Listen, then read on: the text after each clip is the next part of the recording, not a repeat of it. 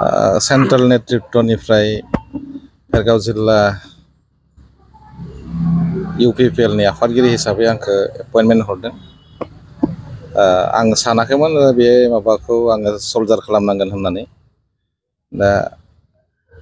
गोजौनिफ्राय जोंनि हाइकमान्डनिफ्राय जि मोनसे बिबानखौ होदों, माबा मोनसे मिजिं लानानै बिथांमोना निस्सय नुदों।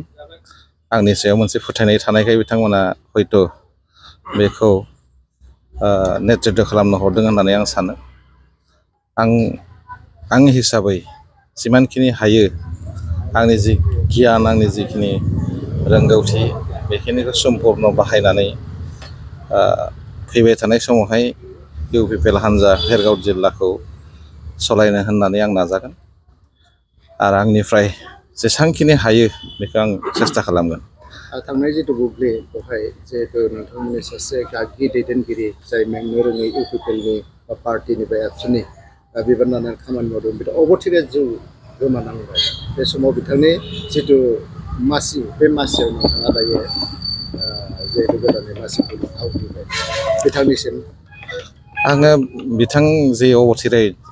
बिथाङा जिउ गोमालांबाय, बेनि थाखायथ' दुखुआ दंखायो आरो हयथ' बिथांनि नेतृत्वआ जथेस्थ' मोजांमोन आरो मोजां हिसाबैनो फैनो हादोंमोन। आङो फल' खालामनो सेस्था खालामगोन बिथाङा जिबायदिहै भेरगाव जिल्ला UPPL खौ लांनो नाजादोंमोन, बेखौ आं फल' खालामनो सेस्था खालामगोन आरो आङो खावलायगोन जोंनि मोनफ्रोमबो ब्लक कमिटि, जिल्लानि दैदेनगिरिफोर आरो वेल विजारफोर, जायफ्रानोखि जोंनि UPPL हान्जाखौ मोजां मोनो, जोंनि दैदेनगिरिफोर गासैनिफ्रायबो मोनसे एडभाइस, बेखौ आङो अराय लुबैगोन आरो मिजिं थिदों बिथांमोना आंजों थाफानानै माखासे खामानियाव हेफाजाब होगोन, आं बेखौबो मिजिं थिदों। आरो बुथ कमिटिनिफ्राय लाजेननानै साफ्रोमनिसिमबो आङो बिथांमोननि हेफाजाबखौ लुबैनानै आङो दिनै बे नोंथांमोननि मिडियानि गेजेरजों खावलायदों। खारन आं हारसिङै बेखौ लांनो हानाय नङा। मोनफ्रोमबो उइंनि मोनफ्रोमबो दैदेनगिरिफोर, इउथआनो होन, वमेनानो होन, फार्मार्सआनो होन, जिखिनि सेल्सफोर दङ जोंनि माइनरिटिसनिफ्राय लानानै, गासैबो दैदेनगिरिफ्रा हेल्प खालामलायोबासो, मोनसे लामाजों थांनो हायोबासो जोङो मोनसे मिशन हिसाबै खामानि मावनो हायोबासो जोङो आवगायलांनो हागोन। ओंखायनो आंहाबो मोनसे फोथायनाय दङ आरो बिथांमोनाबो मोजां खामानि मावबाय थादों हिसाबै, सिगांनिफ्रायनो मोनसे एक्सपिरियेन्स लानाय हिसाबै, आं बिथांमोननि माखासे बाथ्राखौ मिथिनानै खामानि मावनो सेस्था खालामगोन।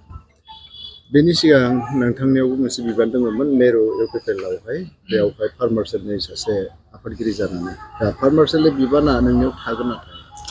फार्मार्सनि आं बेयाव जिल्लानि आफादगिरि जानाय लोगो लोगो फार्मारनि बिबाना आंनियाव थाखाला आरो बेखौ अलरेडि गोजौनिफ्राय हाइकमान्डनिफ्राय गोदान सासे मानसिखौ होनाय जाबाय। बिथां आदा सन्तोष खाख्लारि,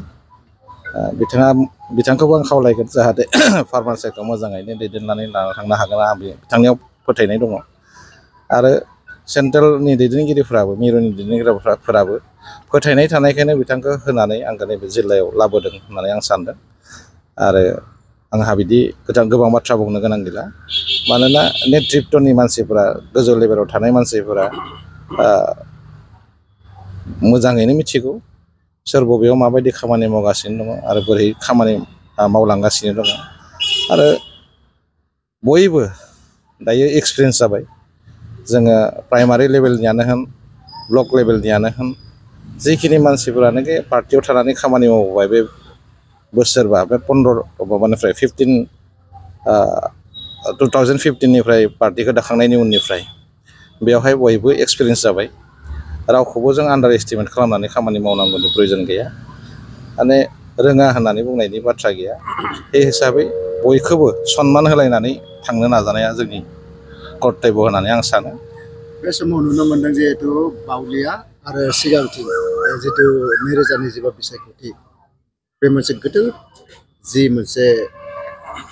बिबान, बे बिबानजों आरो नोंथांनि जितु मासि मोननाय बिबान, गिलिर बिबाना नोंथांनाव फैदों, माबायदि सामलायगोन? बेथ' निस्सय 2025आव जोंहा माने BTC नि इलेक्सन जागोन। पसिस होनना बुङोबाबो नै दा पसिसानो सोलिगासिनो दं सेप्तेम्बरावनो जागोन जोंनि आखायाव बारा सम गैला खोब खम सम दङ जोंनियाव माने 100 दिनसोल' दङसै दिनैनिफ्राय जों हिसाब खालामनानै नायोबा बे 100 डेजनि गेजेराव बेसेबांसिम आवगायनो हागोन आंबो दा बेखौ बुंनो हाला आंनि फोथायनाय बेनोल' दङ जोंहा मोनफ्रोमबो उइंआ दंखायोमोन ब्लक लेभेल दंखायो प्राइमारि लेभेल दंखायो बुथ कमिटिफोर दंखाजोबो दा बिथांमोनजों कानेक्सन खालामखांनायनि उनाव आं बुजिनो मोनगोन जे बेयावहाय जोङो बेसेबां साक्सेस जानो हागोन हाया दा आं दिनै थोंजोङै बुंनो हानाय नङा बेखौ बेसेबां आवगायनो हागोन आंनिफ्राय नाजानाय थागोन आं लुबैगोन जे मोनफ्रोमबो समष्टि मोनबा समष्टिनि गेजेराव मोनबा समष्टिखौबो जों देरहानाय फैनायखौ आं हास्थायगोन आंनियाव मोनसे बिसास दङ जोंनि कर्मिफोरनियाव जोंनि वार्कारफोरनियाव बुथ लेभेलानो होन प्राइमारि लेभेलानो होन ब्लक लेभेलानो होन जिखिनि उइंसफोर दंलायो आंहा मोनसे बिसास दङ बिथांमोना मोजाङैनो खामानि मावलायगोन आरो जोंनि माखासे रिप्रेजेन्टेटिभफोरबो दङ बिथांमोनाबो बिनि सायाव नोजोर होनानै खामानि मावगासिनो दङ बे हिसाबै आंहा मोनसे बिसास दङ दे बेफोर गासैखौबो लाफानानै खामानि मावनायनि बेलायाव फैबाय थानाय 2025आव जोङो मोनबा जि समष्टि दङ बे मोनबा समष्टिखौबो उद्धार खालामनो हागोन होननानै फोथायनाय दङ मानोना जोंनि वार्कार्सफ्रा गासैबो डेडिकेटेडलि खामानि मावो आरो गासैबो माने गावखौ मोनसे रोंखा राखा हिसाबै खामानि मावनो हानाय मोनसे पजिसनाव फैबाय हिसाबै मोनसे कनफिडेन्ट लानानै मावनो हानाय गोहोआ फैबाय ओंखायनो आंनियाव मोनसे बिसास दङ जोंथ' भेरगाव जिल्ला इउपिपिएल दोलो हिसाबै जों जोबोद गोजोननाय मोन्दों आरो बहुत खुसि जादों मानो होनब्ला जोङो गोदान जोंनि जिहेतुके भेरगाव जिल्ला पेरेन्टस बडिनि मानसिया माने खालि जाना दंमोन दिनै नेरखां खाख्लारि सारा फैदों जों जथेस्थ' गोजोननाय मोन्दों आरो जों बिराद खुसिबो जादों नाथाय मोनसे खोथा बेनो बिथाङा भेरगाव जिल्लानि मानसिखौ मोननायनि आगोलाव बियो माने सेन्ट्रेलाव मोनसे नेतृत्व होबाय थादोंमोन जिहेतु आबादारिनि सासे आफादगिरिमोन दा बे हिसाबै आंबो जिल्ला भेरगावनिनो फार्मासिलनि आफादगिरि हिसाबै आं बिथांजों गोबाव समनिफ्रायनो लोगो मोनलायनाय आरो खामानि मावनायाव जोङो सुखु आरो दुखुजों लोगो मोनलायनानै जोंनि दुखु सुखुखौ जों फोरमायलायनो हादोंमोन नाथाय दिनै गोजोननाया बेनो जों भेरगाव हिसाबै मोननायाव जोबोद गोजोननाय थाबाय नाथाय मिरु आफादनिफ्राय बारग'बोनायाव ओंखारबोनायाव जों बोरैहाय मा जाहैगोन आं बेयावसो मोनसे दुखु दङ बेबो गनायना लाबाय नङा होमबा गनायना लादों मा बुंगोन बे समाव जिहेतु पिसिडिसि चेयारमेन हिसाबै जिहेतु आफादगिरि दायो जोंहा भेरगाव जिल्ला इउपिपिएलनि आफादगिरि बे मासिया लांदां जाना दङमोन जोंहा अबथिरा रुंसारि जालांनाय राजेन बर' सार बिथांनि जायगाया दा बिथांनि जायगायावहाय मासियावहाय गोदान आफादगिरि महरै जों मोननो हाबाय इउपिपिएलनि फार्मासिलनिनो आफादगिरिमोन बिथाङा मानगोनां नेरखां खाख्लारि सार बिथांखौ दिनै जोङो फिन आरो जोंनि असे खाथिसिन जोङो आफादगिरि मोननो हाबाय नेरखां खाख्लारि सार बिथांखौ जोङो गोजोननाय बावहरदों कंग्रेचुलेसन हरदों मा बुंगोन बे समाव बे समाव आं गिबियावनो जोंनि हाइकामान एबा बिटिआरनि चिफ सार बे सारखौसो आं धन्यबाद होग्रोगोन गिबियावनो जाहाथे जोंनो सासे भेरगाव जिल्ला इउपिपिएलनि आफादगिरि हिसाबै सासे गोख्रों दैदेनगिरि सारा जोंनो सायख'ना होदों बेयाव भेरगाव जिल्ला इउथ उइंसनि नेहाथारि हिसाबै आं बेयाव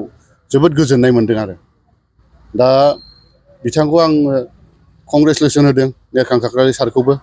बिथाङा फैबाय थानाय समाव जिहेथु जोंहा 2025 मायथाइयावहाय बिटिसि इलेक्सन फैबाय थादों बे इलेक्सनाव बिथाङा गोख्रों भाबै जोंखौ लानानै जों इउथ सेल वमेन सेल गासैबो सेलखौ लानानै बिथाङा এটা ভাল ঘোষণা বঙাইগাঁও মেডিটেক এলাইট হেলথ ইনষ্টিটিউটৰ 2025 আৰু 26 বছৰৰ DMLT laboratory technician x-ray and imaging technician ECG technician pharmacy assistant dental hygienist emergency technician আৰু নাৰ্ছিং কেয়াৰ এছিষ্টেণ্ট কোৰ্ছৰ নাম ভৰ্তি কৰাটো এতিয়া চলি আছে নাম ভৰ্তি কৰা বিষয়ৰ বাবে জানিবলৈ ব্যক্তিসকলে 9395558676 নম্বৰত যোগাযোগ কৰিব পাৰিব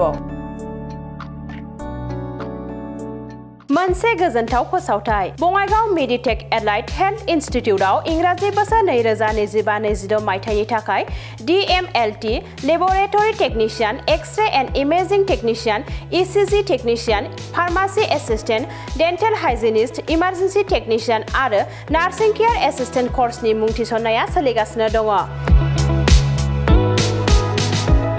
मुं थिसननायनि सोमोन्दै सुलाद लानो थाखाय 9395558676 नाम्बाराव फोनांजाब खालामनो हागोन।